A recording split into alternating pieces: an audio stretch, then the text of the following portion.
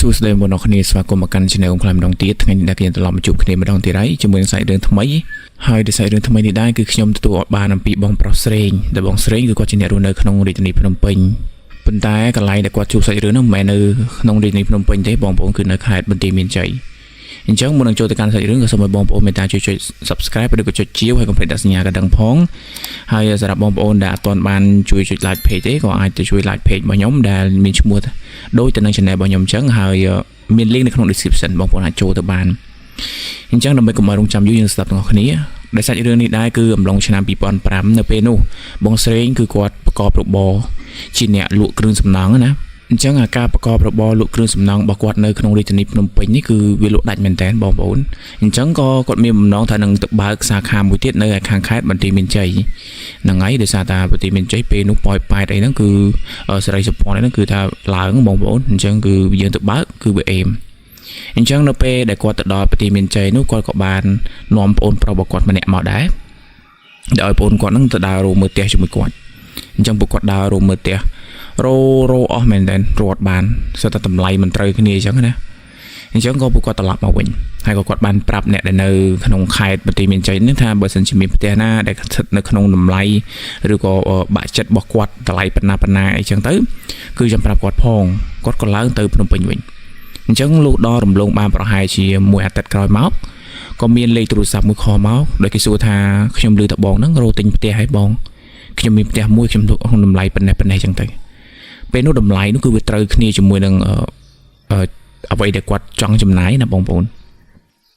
ដល់តែអញ្ចឹងទៅគាត់ក៏ដាក់ថ្ងៃគ្នាដើម្បីឡើងទៅមើលអញ្ចឹងនៅពេលដែលដល់ថ្ងៃដែលត្រូវឡើងទៅមើលនោះគាត់ក៏មានការរវល់គាត់ក៏អត់បានទៅគាត់ក៏ប្រាប់ឲ្យមិត្តភក្តិរបស់គាត់ដែលរស់នៅខាងខេត្តបន្ទាយមានជ័យហ្នឹងទៅមើលឲ្យអញ្ចឹងមិត្តភក្តិរបស់គាត់ហ្នឹងក៏ទៅមើលទៅអីរួចក៏និយាយប្រាប់គាត់វិញថាផ្ទះស្អាតមានបន្ទប់មានអីនិយាយទៅគឺផ្ទះគេហ្នឹងគឺអេមហើយបើយើងបើកកន្លែងរ៉ូស៊ីគឺល្អហើយគាត់ក៏បានសួរទៅវិញគាត់ក៏ជាអ្នកដែលជឿជាក់ទៅលើរឿងរ៉ាវអបិយជំនឿផងដែរណាគាត់បានសួរទៅវិញថាជួយស៊ើបសួរមើលសាកស៊ើបមើលណាថាតើផ្ទះហ្នឹងវាមានប្រវត្តិមិនល្អអីអត់អញ្ចឹងក៏បាត់មិត្តភក្តិរបស់គាត់ហ្នឹងប្រហែលជាខ្ទង់ 3-4 ថ្ងៃគាត់ក៏ប្រាប់វិញថាអត់អីទេផ្ទះគេនឹងល្អណាស់គាត់ថាម្ចាស់គេហ្នឹងគេទៅនៅស្រុកក្រៅអញ្ចឹងទៅក៏គេលក់ប្រយ័ត្នលុយញ៉ាំអីអញ្ចឹងណា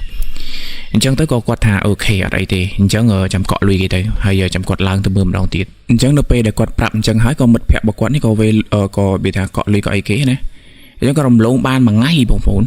ក៏ស្រាប់តែមិត្តភក្តិរបស់គាត់នឹងខំមកវិញថាអត់កើតទេស្រីអើយម្ចាស់គេបញ្ញាប់ឡើងទៅវិញគេឲ្យបើថាយោថាមិនយោទេគេលក់ឲ្យអ្នកផ្សេងហើយផ្ទះនឹងល្អហើយបើមិនយោទេចប់ហើយអញ្ចឹងណា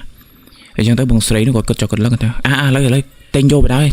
រអញវេលុយវេទៅឲ្យអញ្ចឹងណាហីមែនវេបងប្អូនគាត់ផ្ញើតាមតាក់ស៊ីគាត់ផ្ញើតាមឡានណាផ្ញើតាមឡានទៅឲ្យអញ្ចឹងក៏បន្ទាប់ពីមិត្តភក្តិគាត់បានលុយបានហើយក៏ធ្វើការទិញផ្ដាច់អីចឹងទៅហើយក៏ចាំទៅដល់ថ្ងៃរត់ឯកសារបងស្រីនឹងគាត់នឹងមកខាងខេត្តបន្ទាយមានជ័យដើម្បីរត់ឯកសារអញ្ចឹងណាហើយគាត់ក៏បានប្រាប់មិត្តភក្តិរបស់គាត់ដែរថាមើលរោមានស្គាល់តែគេទៅសម្អាតទៅឲ្យស្អាតផងទៅហើយពេលពួកគាត់ទៅនឹងគាត់ទៅសម្រាប់នៅនឹងមួយយប់ដើម្បីចង់និយាយថាយើងទៅធ្វើឯកសារយើងមកវិញភ្លាមៗមិនកើតមែនទេអញ្ចឹងទៅក៏មិត្តភក្តិគាត់ក៏រៀបចំទៅអញ្ចឹងរំលោមកបានប្រហែលជាប្រានម៉ាទិតគាត់ក៏ចុះមកខេត្តបន្ទាយមានជ័យដើម្បីធ្វើឯកសារហើយបងប្អូនម្ចាស់គេនឹងប្រាប់ថាបញ្ញាប់ឡើងទៅស្រុកក្រៅវិញប៉ុន្តែគាត់នៅចាំបងស្រីមកកាត់ឈ្មោះនឹងម៉ាទិតដែរអញ្ចឹងមានតែគាត់អត់បញ្ញាប់ទេមែនទេអញ្ចឹងបងស្រីមកដល់ក៏កាត់ឈ្មោះកាត់អីរៀបចំរត់ឯកសាររត់អីធ្វើផ្ទេកម្មសិទ្ធិផ្ទេអីហើយគាត់ក៏ទៅមើលផ្ទះហ្នឹងគាត់ថាផ្ទះហ្នឹងវាលក្ខណៈថាវាមិនមែនជាផ្ទះថ្មីទេវាជាផ្ទះចាស់ក៏ប៉ុន្តែទីតាំងរបស់វាហ្នឹងគឺល្អនៅចំកន្លែងដែលយើងអាចរកស៊ីបានហើយត្រូវនឹងមិត្តភក្តិគាត់នោះឲ្យគេមករបៀបថាមកសម្អាតមកលាបថ្នាំថ្មីផងមើលទៅផ្ទះហ្នឹងគឺអាចទទួលយកបានអញ្ចឹងក៏គាត់រៀបចំស្នាក់នៅក្នុងផ្ទះហ្នឹងមួយយប់អញ្ចឹងយប់ដែលគាត់ស្នាក់នៅហ្នឹងគឺថាដូចជាអត់មានបញ្ហាអីទេគាត់រៀងលឺសំឡេងដូចជាមនុស្សដើរចុះឡើងនៅក្នុងផ្ទះហ្នឹងហើយនឹងមានលឺសំឡេងបែបមនុស្សនិយាយគ្នាខ្សឹបអញ្ចឹងណាប៉ុន្តែបើសិនជាឲ្យឃើញអីដែលថាឲ្យខ្លាចអីគឺអត់ទេអញ្ចឹងទៅក៏គាត់នៅស្នាក់នៅក្នុងផ្ទះនឹងមួយយប់លុះដល់ស្អែកឡើងគាត់ក៏បានត្រឡប់មកទីក្រុងភ្នំពេញវិញមកដល់ទីក្រុងភ្នំពេញគាត់ក៏បានរៀបចំឲ្យគេយកអីវ៉ាន់ទៅដាក់ដើម្បីយើងបើកជាកន្លែងលក់អីចឹងណាលក់គ្រឿងសំណង់លក់អីចឹងទៅអញ្ចឹងគឺនៅពេលដែលគាត់បើកហ្នឹងគាត់ក៏មិនមែនជាអ្នកមកនៅមើលលក់អីនៅនឹងដែរគាត់ឲ្យប្អូនប្រុសរបស់គាត់មកនៅនឹង បងប្រុសរបស់គាត់ហើយបងគាត់ឲ្យមកដោយសារតែបងប្រុសរបស់គាត់នឹងជាមនុស្សអត់ប្រយោជន៍នៅពេញហ្នឹងគឺគាត់អត់សូវចូលរៀនគាត់ដើរលេងច្រើនគាត់មានមិត្តភ័ក្តិបនភឿនដើរផឹកស៊ីវាថាចាក់បាល់ចាក់អីចឹងណាអញ្ចឹងគាត់ចង់ឲ្យបងគាត់អញ្ចឹងទេគាត់ក៏បញ្ជូនបងគាត់ឲ្យមកដំបូងឡើយបងគាត់ប្រកែកប៉ុន្តែគាត់ថាឥឡូវឲ្យទៅនៅមើលបានថាមួយរយៈសិនទៅចាំដំណើរការបានល្អគាត់នឹងទៅមើលខ្លួនឯងវិញឬក៏គាត់ឲ្យគេទៅមើលគាត់វាតែលួងលោមបងគាត់ណាហើយគាត់ឲ្យប្រាក់ខែនឹងច្រើនដែរអញ្ចឹងក៏បងគាត់នឹងប្រូមកទៅអញ្ចឹងក៏មកនឹងមកទាំងអត់ដាច់ចិត្តទេបងប្អូនមកទាំងស្ដាយការដើរលេងដោយដើរអីរបស់គាត់នៅហ្នឹងចុះគាត់មកបាន2ថ្ងៃគាត់ក៏បានខលទូរស័ព្ទទៅបងស្រីនិយាយថាបងខ្ញុំអត់ធាននៅទេបងផ្ទះនេះមានខ្មោចលងខ្ញុំនិយាយប្រាប់ទៅបងស្រីអញ្ចឹងណាអញ្ចឹងបងស្រីគាត់ថាឲ្យគាត់ថាយ៉ាទៅមិនต้องបានមកថាផ្ទះអញខ្មោចលងមកអីណាអញដឹងហើយមុខឯងនោះហើយស្ដាយអត់បានដើរលះបានចាក់បាល់ជាមួយនឹងបនភឿនឯងអត់មានមកវិញណាតែមកវិញឯងគុំសង្ឃឹមថាអញឲ្យចូលផ្ទះ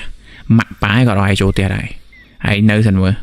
នៅដំណើរការសិនមើលអានេះឲ្យទៅនៅដេកមើលសោះធ្វើដូចអញហ្នឹងឲ្យវាទលីសែងគាត់ស្ដីឲ្យបងគាត់1 2 1 2អញ្ចឹងណាចំបងគាត់ហ្នឹងក៏បិទទូរស័ព្ទបាត់ទៅអញ្ចឹងក៏រំលងមកបានប្រហែលជាខ្ទង់5 6ថ្ងៃគាត់ស្រាប់តែពេលទូរស័ព្ទគាត់រោឡើងហើយនៅពេលដែលមើលទូរស័ព្ទហ្នឹងទៅគឺជាលេខរបស់មិត្តភ័ក្តិរបស់គាត់ក៏លើកក៏ចេះឆ្ងល់តែមិត្តភ័ក្តិរបស់គាត់ទេមកទៅអី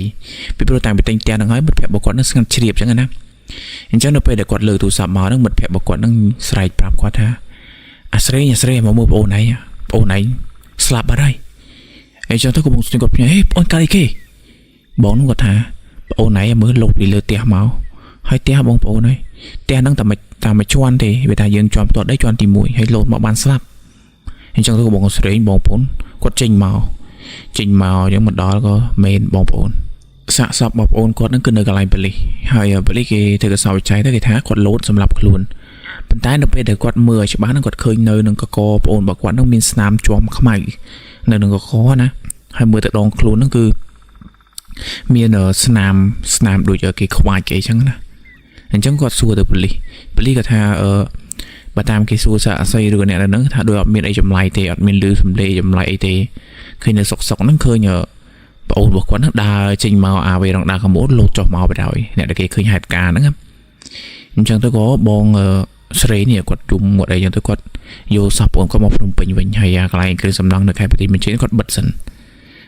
មកអញ្ចឹងទៅក៏ធ្វើបុណ្យឪពុកម្ដាយគាត់អីហ្នឹងគឺយកមកទាំងអស់គ្នាធ្វើបុណ្យធ្វើឲ្យហើយក៏គាត់ថាគាត់ចម្លែកត្រង់ថាសាកសពបងរបស់គាត់ហ្នឹងដូចជាអត់មានវិញ្ញាណបងប្អូនគាត់ហ្នឹងដូចជាអត់មានមកលោលេងឬក៏មកបង្ហាញខ្លួនឲ្យឃើញឬក៏មកឲ្យលឺសំឡេងគឺអត់ទេគាត់ថាស្ងាត់ជ្រាបតាំងពីថ្ងៃបូជារហូតដល់7ថ្ងៃអញ្ចឹងណាអញ្ចឹងនៅពេលដែលបងគាត់ស្លាប់ហ្នឹងគាត់ក៏មិនបានទៅបើកអាកន្លែងនៅបន្ទាយមានជ័យហ្នឹងព្រាមដែរបិទវាសិនទៅពីព្រោះបងគាត់ទៅស្លាប់គាត់មិនចង់ទៅបើកទៅនាំតានឹកឃើញដល់បងរបស់គាត់ណាអញ្ចឹងគាត់បិទរហូតបានប្រហែលជាខ្ទង់កន្លះឆ្នាំដល់កន្លះឆ្នាំហ្នឹងក៏នៅពេញហ្នឹងចំនួននៃអ្នកដែលបើករ៉ូស៊ីខាងគ្រឿងសំណង់គ្រឿងអីហ្នឹងគឺច្រើនដែលជាហេតុធ្វើឲ្យវាប្រកួតប្រជែងណាអញ្ចឹងអាចចំណូលរបស់គាត់ហ្នឹងក៏វារៀងធ្លាក់ចុះដែរអញ្ចឹងនៅពេលនោះគឺខាងប៉ោយប៉ែតហ្នឹងគឺឡើងខ្លាំងគឺវាថាជាតិឡើងជាក្រុងហើយនៅវាមិនទាន់ជាក្រុងប៉ុន្តែគាត់ថាមនុស្សច្រើនហើយតម្រូវការនៃគ្រឿងសំណង់ក៏ច្រើនដែរហើយនៅខាងស្វាយក៏តម្រូវការច្រើនដែរ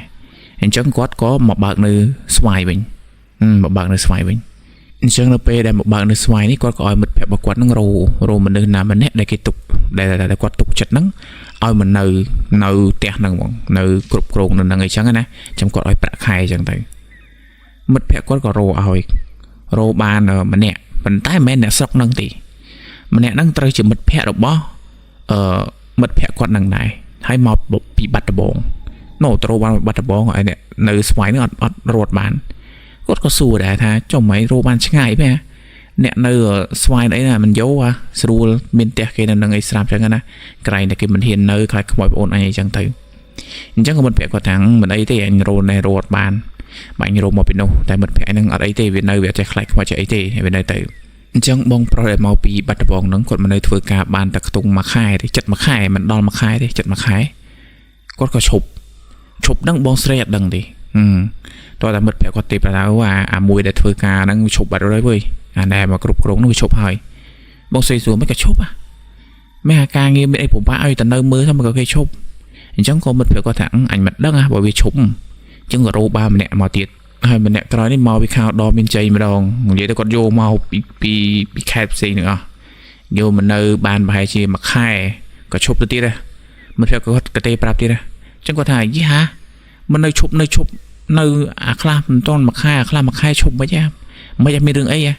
một phép bọc quấn nó có bị bự đôi chỉ ở thiên prap qua đây chắc là còn vậy tháng hà kỳ về nhà được thơ sai thời điểm cao ấy nhỉ cái thằng bụng này kia cha nơi tiền này tại chẳng là còn prap bằng chẳng có bằng sấy người ta lấy rô thế đó chỉ một phép có thằng đau rô lần mà khai chỉ ruột bạn sao vậy đó cứ thành này nó kẹt pro mà thôi thì chẳng thấy bằng sấy đang ở đây chạy tầm 10 con ai có bán nè có lẽ càng nghe đến là gồm bình nó ngồi bọc quạt căn cho bữa nó phục mà đại bọc quạt thứ quạt phơi đầm ná máu căn càng nghe nơi không khai mình tìm mình chạy nè chẳng được bây giờ quạt mà đo thằng ngày thì muối bông sấy cứ quạt tọt lọt bọc quạt quạt miếng sài co pre miếng khăn này tàn này màu cho muối ai quạt nàyจะเปียกละโหจังนะchẳng được bây giờ mà đó quạt thaแต่quạtด้วยชิมันปัญหาไอ้ตีกำมะกอยทั่วก้าธรรมดาที่กว่าทากำมะกอยเกิดเฟื่องเกิดใจแตกกี่จังนะเพราะฉะนั้นที่กำมะกอยมอปีขนมไข่หนึ่งจังโนเปได้กว่ามอเนอมือทากาเขาเตยนั่นคือโดยจะอดมีปัญหาไอ้และงี้เราจังได้กว่าใจแต่ให้มันแผลบกวาดนั่นติดยำไอ้นั่นกลายในจังไงให้มันแผลบกวาดไว้ใจแต่สู้กวาดถ้าไม่ให้ในแต่นั่นไอ้นายก็เขาสู้นะแม่แต่นั่งมีดึงไอ้จะบะสู้อันจังมันแผลกวาดก็ท่าไก่โพได้สลับนั่นนั่งแต่ขโมยโพไหนโลปีโพโลจะไปเลือดเตะเมาให้สลับพริมจังเวเหม็นชีวิตเย็นทอมมันได้ชีวิตเย็นไต่เฮาไงจังนะไอ้จังtới có bông sấyกับทางคอมเมนต์ไอเต้เหม็นปัญหาของอันเนอร์โดยจะอดไอเต้จังบงสấyกับเนอร์เมื่อการเขาตระบานปีขายก็ทั้งไงนั่งกดเรือล้างtừที่จะนี่พนมเปญกดล้างจอจังนะtừก็มองไอ้วันไอ้มาไทยไม่จังtớiจังมาเราที่จะนี่พนมเปญยุคสระเป้แต่ปลุกบอกกวาดนั่ง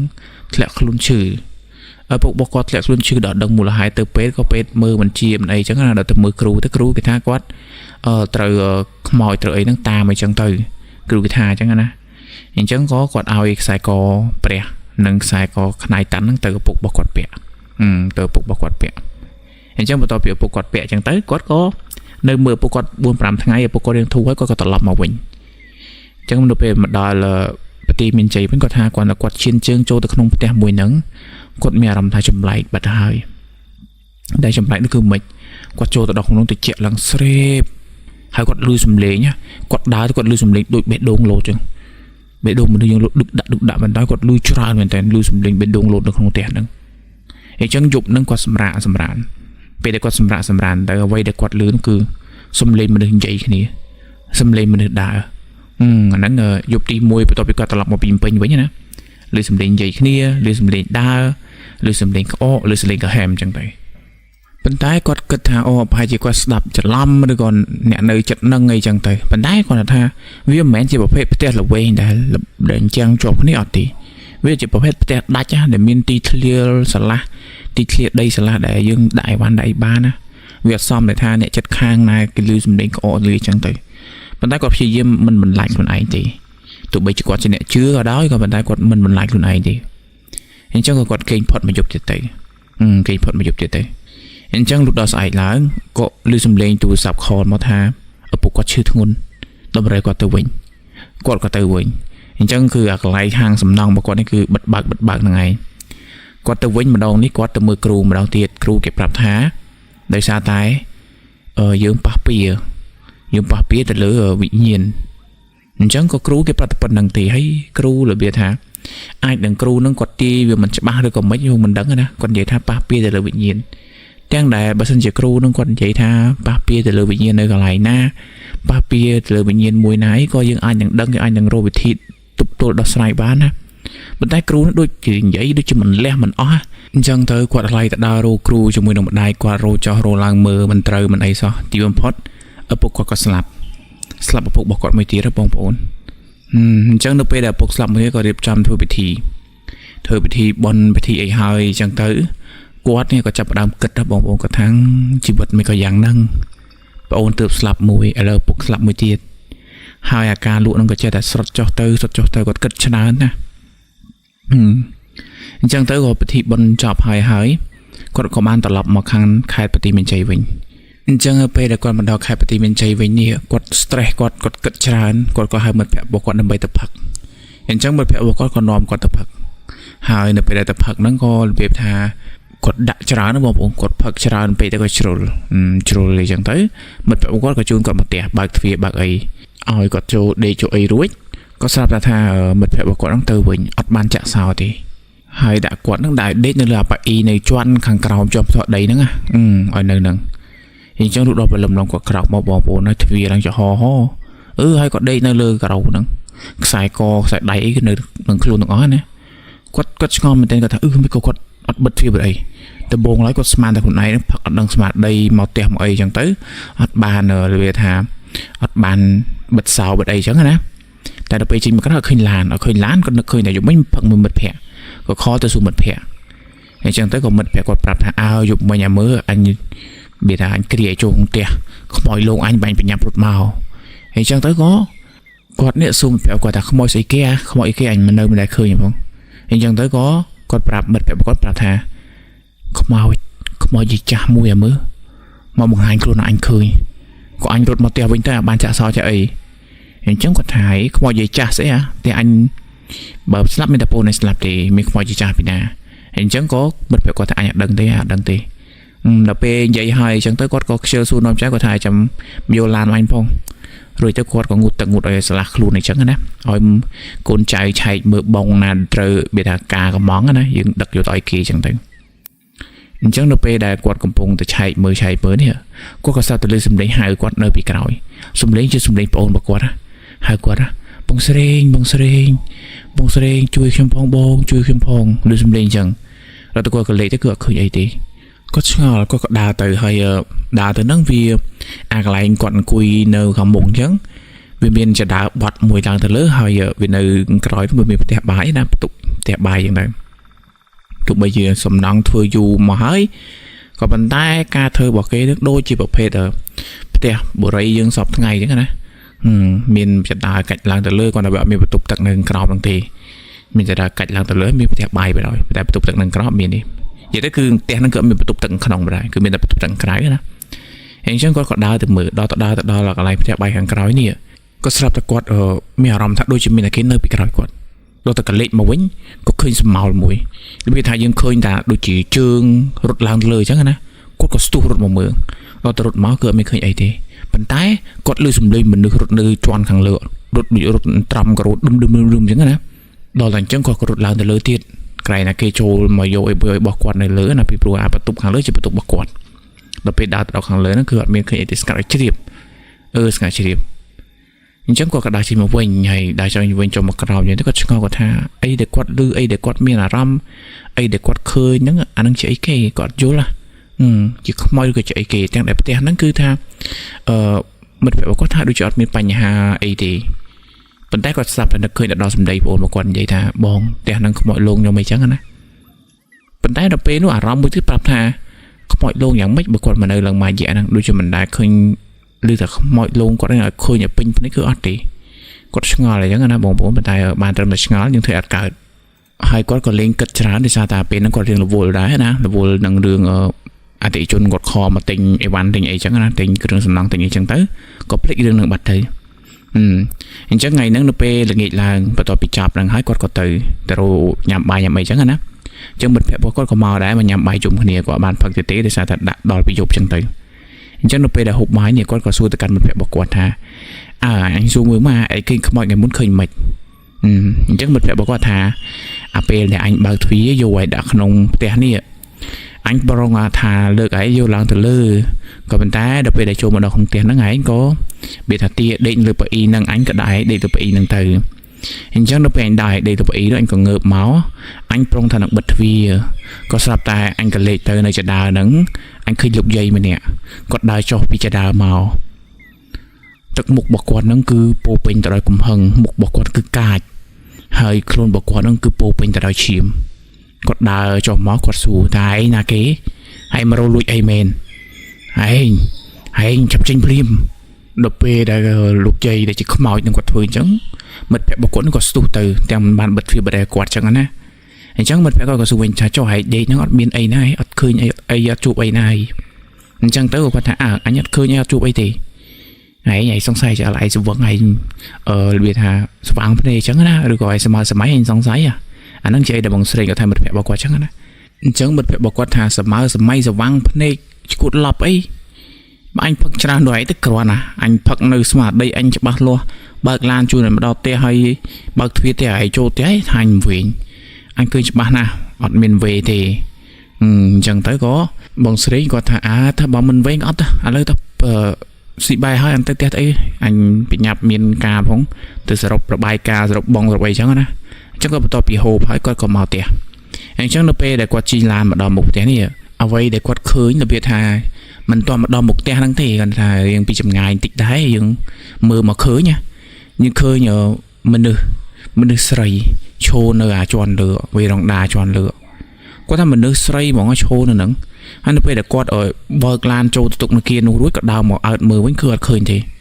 anh chẳng có ngờ có thà hey mình được sấy mà vì nè bên tay có thà ở đây quạt khơi lực tim muối nó cứ ọt củi khá chỉ lại cả nạm mà chô thò mà đà chẳng cái anh chẳng có quạt cất thai chỉ niệm phải cái thằng chỉ niệm phải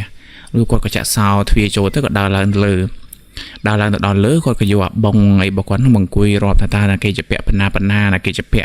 ở du là cây chụp bẹ ở lươn thì chẳng á hay mưa ai từ tiên lui na cây mang khá hay chẳng thấy chẳng có bắt tôi bị quạt riệp trong bông ở hái có còn cùi lê chẳng á cùi lê chụp ở đây chụp ấy từ hay nó bé nút có quạt sao nó khơi đào rụng mình có thà mật phèo bảo quạt nó khơi chia rụng dây chả bên tay quát khơi chỉ rụng mình được sấy để vậy nó cứ tung ở sàm chiến là sàm sả nữa chẳng quát có thà tích chi trên niệm theo bảo quạt từ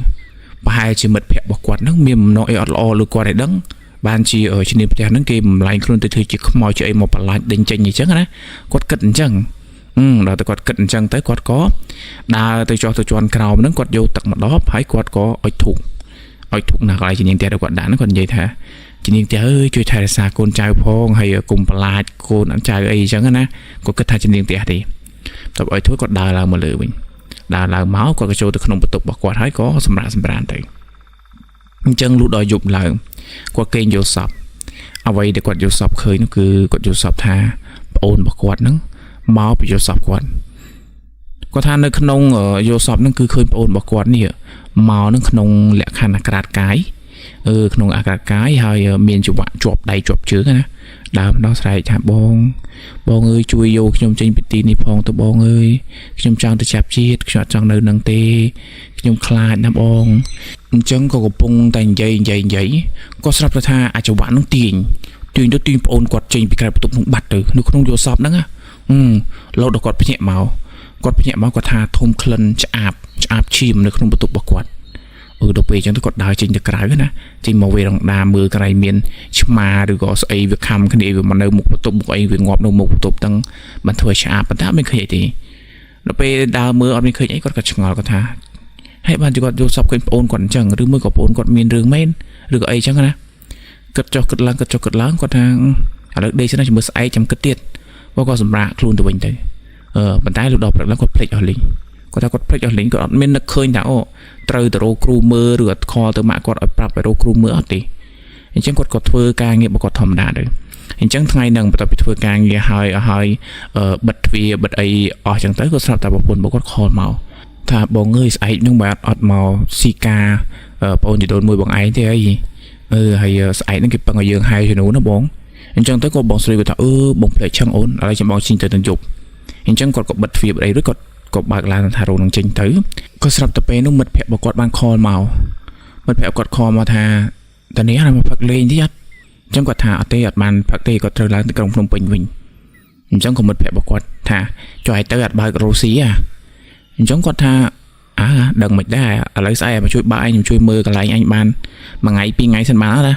ស្អែកបងចដូនមួយអញការអញចោលបានធ្វើបងអូនណប់អញផងគាត់និយាយអញ្ចឹងទៅក៏មិត្តភក្តិគាត់ថាអត់អីទេចាំយកសោមកឲ្យអញមកអញនៅកន្លែងនេះកន្លែងនោះអញ្ចឹងណាប្រាប់ឲ្យគាត់ក៏ជិះឡានទៅយកសោទៅឲ្យមិត្តភក្តិរបស់គាត់អញ្ចឹងមិត្តភក្តិរបស់គាត់ក៏ដើរចេញមកយកសោអញ្ចឹងនៅពេលដែលមិត្តភក្តិគាត់ដើរមកដល់យកសោពីគាត់នេះមិត្តភក្តិរបស់គាត់មើលមុខគាត់ហើយមើលទៅក្រោយអាគូតឡានខាងក្រោយមើលចុះមើលឡើងគាត់ក៏សួរថាកាត់អីគេមិត្តភក្តិគាត់ថាអត់អីទេជីស្រួលបួលវើយមើលនឹកដល់ពុទ្ធពធព្រះសង្ឃផងនិយាយអញ្ចឹង គាត់ថាអាឡប់នេះឯងនិយាយអញ្ចឹងអញភ្លេចឆ្ងាយមកនេះដូចបែបនិយាយបំភ័យអញ្ចឹងណាតែថាឲ្យនឹកដល់ពុទ្ធពធប្រសង់ទៅរំលឹកតាមផ្លូវតាមអីអញ្ចឹងណាអញ្ចឹងគាត់ថាធ្វើតាមអញទៅគាត់ជិះឡានចេញហើយឡានរបស់គាត់ពេលនោះគឺគាត់ជាកាមេរីអញ្ចឹងនៅពេលដែលគាត់ធ្វើដំណើរមកវិញគាត់ត្រូវជិះកាត់អាមុខផ្ទះរបស់គាត់ហ្នឹងអាកន្លែងលក់គ្រឿងសំណង់របស់គាត់ហ្នឹងណាគាត់ជិះមកដល់មុខផ្ទះរបស់គាត់ឡានរបស់គាត់ហ្នឹងក៏លុតឈឹងវាទៅជាលុតណាគាត់ក៏ឆ្ងល់គាត់ក៏ចុះមើលបើកមើលអាគម្របមុខបើកអីអញ្ចឹងទៅអញ្ចឹងនៅពេលដែលគាត់កំពុងតែមើលគាត់មានអារម្មណ៍ថាឡានគាត់ហ្នឹងដូចជាមានដូចជាអង្គើដូចមនុស្សយើងឡើងទៅអង្គុយទៅលើបុបទៅវាអង្គើដល់ពេលអញ្ចឹងទៅគាត់ចេះឆ្ងល់គាត់ថាហេមិនក៏អង្គើគាត់មើលឆ្កឹះឆ្កេរួចគាត់បិទគម្របវិញគាត់ដើរមកបច្ចេះហើយបច្ចេះទៅក៏វិឆេះណាឆេះទៅគាត់ជិះចេញមកដល់កន្លែងវាថាយើងហួសមង្គលបរិយមកបន្តិចមកដល់បែរជាថ្មគោលបងប្អូនអាហ្នឹងគេថ្មគោលក៏ស្អីតែខ្ញុំភ្លេចបាត់ទៅគាត់មកដល់កន្លែងហ្នឹងគាត់ក៏ឈប់ទិញទឹកទិញអីដាក់ក្នុងឡានអញ្ចឹងណាទិញស្ករកស៊ូទៅពីអញ្ចឹងទៅអញ្ចឹងនៅពេលដែលគាត់ឈប់ឡើងគាត់តម្លាក់កញ្ចក់គាត់ហៅថាអ្នកលក់យកទឹកសុទ្ធមួយដបស្ករកស៊ូ2ដុំអញ្ចឹងគាត់អ្នកលក់គេហុចទឹកសុទ្ធឲ្យមួយដបហើយស្ករកស៊ូមក2ដុំហើយគេនិយាយថាយកតែប៉ុណ្្នឹងឯងបងទៅគាត់ថាយកតែប៉ុណ្្នឹងទេអញ្ចឹងក៏អ្នកលក់ហ្នឹងក៏គេអាប់លុយគេនិយាយម៉ាត់ចុងក្រោយថាគ្នាឡើងច្រើនតែប៉ុណ្្នឹងបងហើយក៏គេដើរទៅអង្គុយបាត់ទៅហើយគាត់ស្ដាប់បានដែរប៉ុន្តែគាត់មិនសូវជាចាប់អារម្មណ៍ណាគាត់ស្ដាប់ឮថាគ្នាឡើងច្រើនប៉ុន្តែតែប៉ុណ្្នឹងគាត់ក៏បើកឡានទៅទៀតអញ្ចឹងកំពុងតែតាពីស្ករកស៊ូបដាវាថាយើងតាពីបដាយើងហឹមអញ្ចឹងទៅយើងបើកវិទ្យុស្ដាប់បដាអញ្ចឹងទៅ